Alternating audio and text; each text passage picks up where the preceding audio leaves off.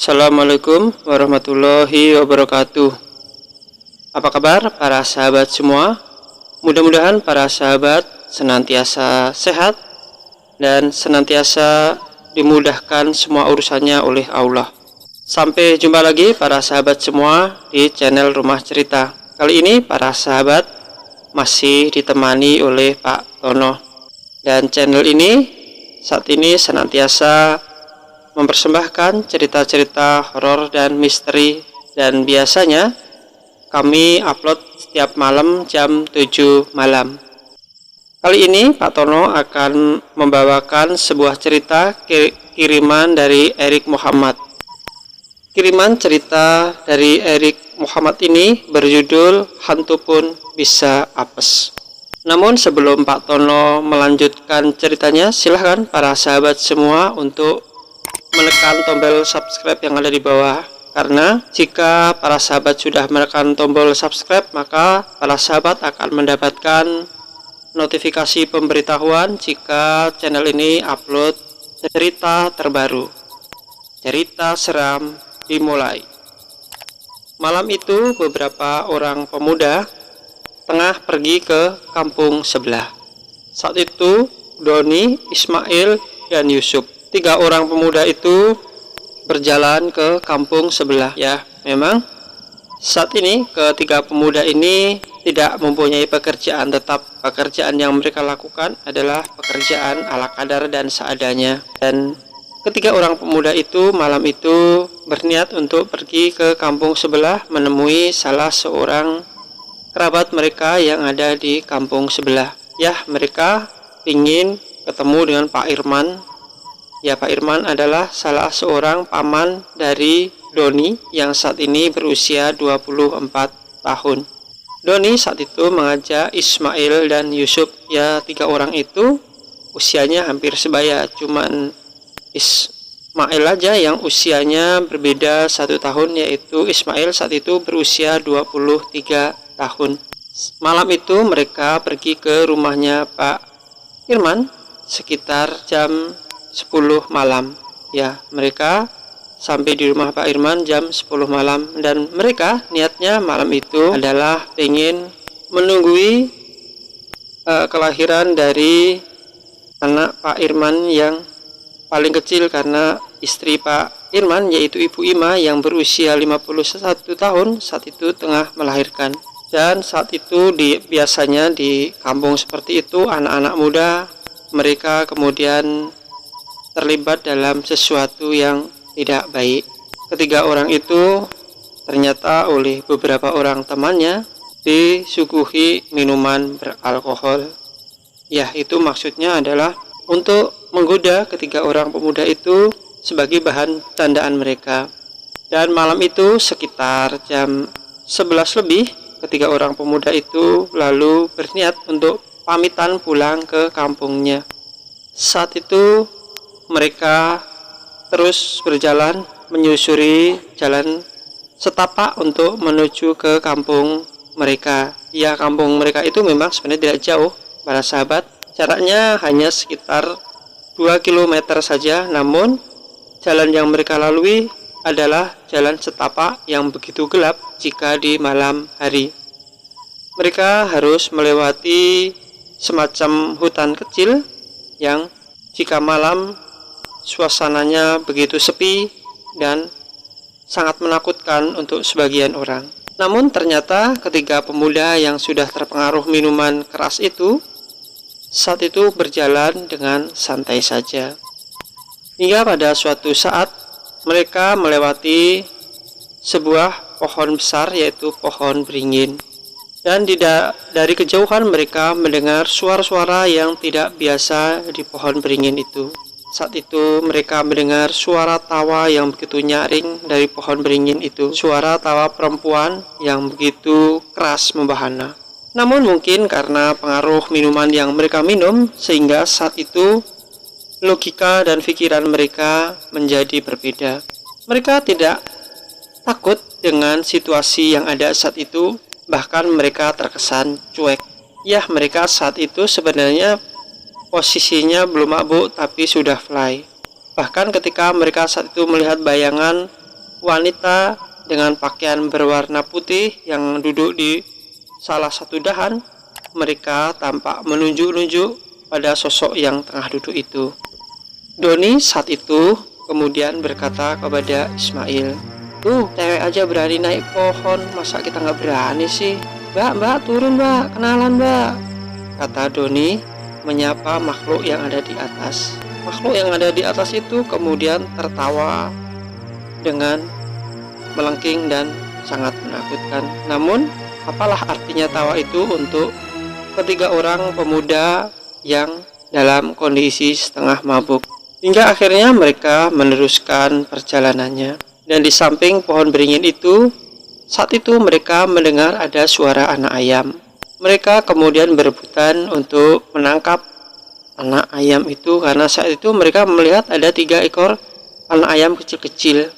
Saat itu Ismail tengah membawa bakul. Bakul adalah sebuah tempat untuk nasi. Waktu itu mereka pulang dengan membawa makanan kecil dari rumahnya Pak Firman, dan makanan-makanan itu ditaruh di bakul. Kemudian ayam-ayam itu yang berjumlah 3 ekor, ayam-ayam kecil itu ditangkap dan dimasukkan ke bakul itu.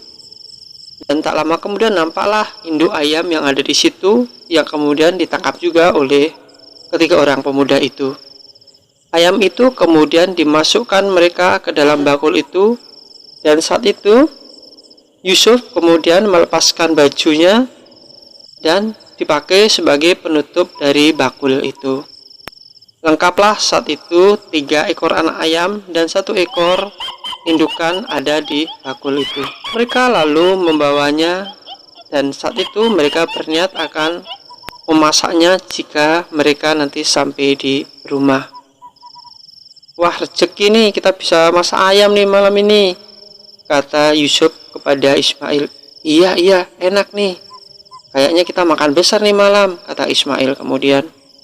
Saat itu mereka kemudian meneruskan langkahnya, dan kurang lebih 200 meter langkah mereka. Saat itu mereka mendekati sebuah bibir sungai. Saat itu mereka mendengar suara tawa cekikikan dari dalam bakul itu. Dan saat itu Doni kemudian berkata, "Kok kayaknya ada suara orang ketawa dari bakulmu, Il?"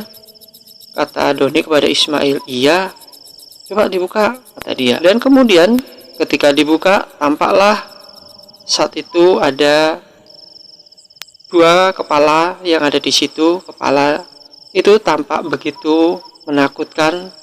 Dia terlihat menyeringai dengan matanya yang berwarna merah.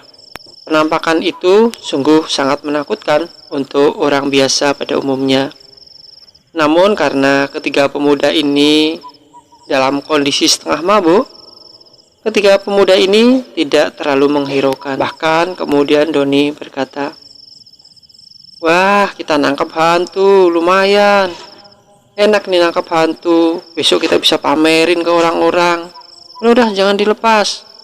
Kemudian ketiga orang ini lalu dengan senter mereka berusaha mencari kantong plastik. Kemudian kedua kepala ini mereka masukkan ke dalam kantong plastik. Saat itu situasinya menjadi berubah. Hantu-hantu yang berniat menakut-nakuti ketiga orang pemuda itu, kini mereka malah seperti berbalik arah dan terkena imbasnya. Mungkin hantu juga makhluk, dia juga ketakutan juga. "Kamu jangan macem-macem sama aku. Tamat hidupmu kalau kamu macem-macem sama aku," kata hantu berbentuk kepala itu.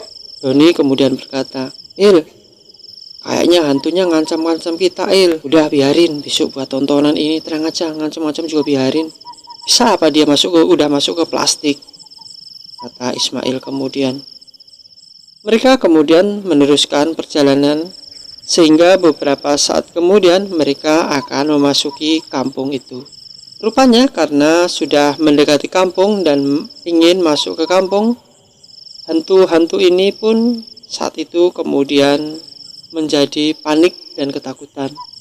Tampak erangan-erangan dan jeritan-jeritan minta ampun dari hantu yang ada di bakul itu.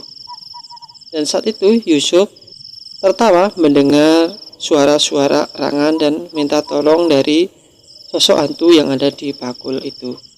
Waduh, hantunya pada nangis.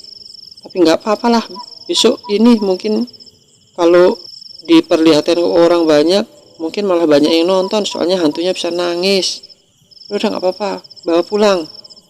Cepat-cepat jalannya, kata Yusuf kemudian. Ketiga orang itu kemudian mempercepat langkahnya dan tak berapa lama kemudian mereka akan memasuki gerbang yang menuju ke kampung mereka. Tolong, lepaskan aku, lepaskan aku, awas kalian. Kalau tidak melepaskan aku, kalian akan hancur.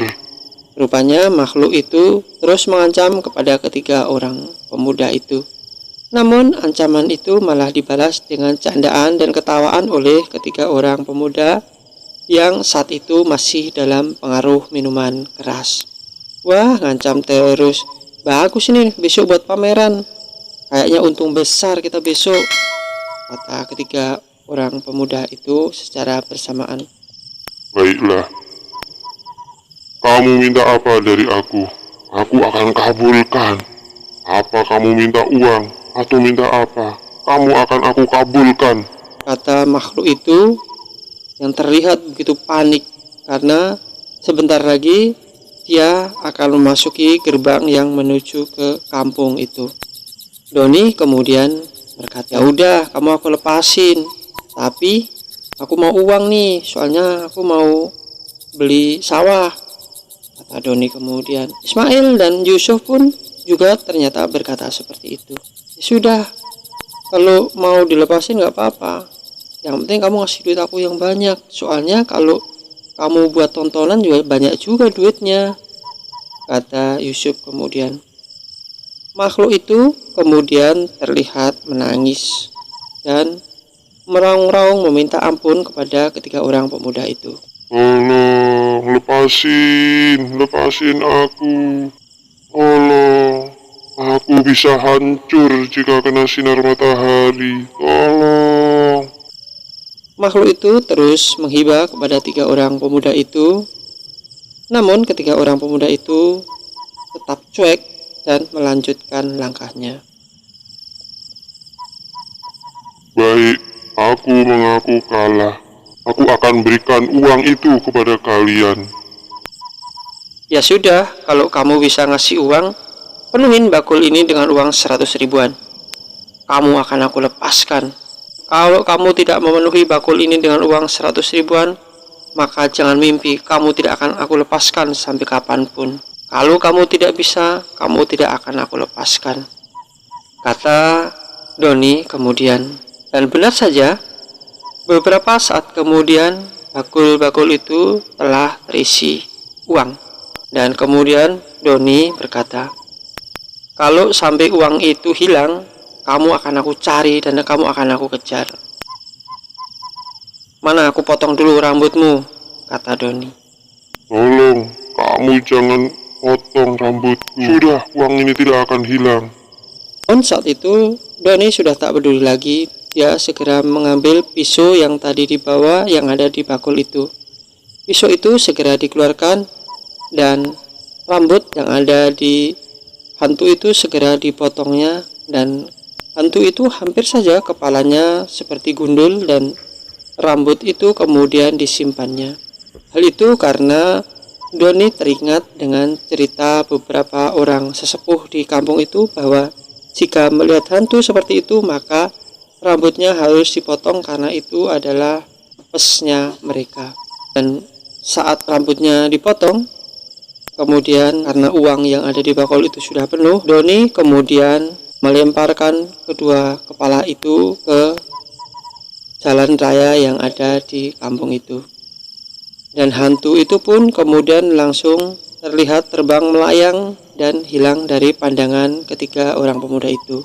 Dan itu mungkin salah satu kelemahan dari hantu itu, karena rambutnya telah dipotong oleh ketiga pemuda itu. Uang yang ada di bakul itu pun ada dan tidak menghilang. Dan tak lama kemudian ketiga orang pemuda itu akhirnya bisa masing-masing membeli sawah seperti apa yang mereka inginkan. Dan tak lama kemudian ketiga orang pemuda itu pun akhirnya menjadi orang yang terpandang di kampung itu, karena ternyata sawah yang mereka beli sangat luas, karena ternyata uang yang ada di bakul itu jumlahnya mencapai ratusan juta rupiah. Nah, itulah kisah yang dikirimkan oleh Erik Muhammad. Mudah-mudahan kisah ini menghibur para sahabat semua. Akhirnya Tono mengucapkan terima kasih kepada para sahabat semua yang telah mendengarkan cerita ini sampai selesai. Wabillahi taufiq wal hidayah. Wassalamualaikum warahmatullahi wabarakatuh.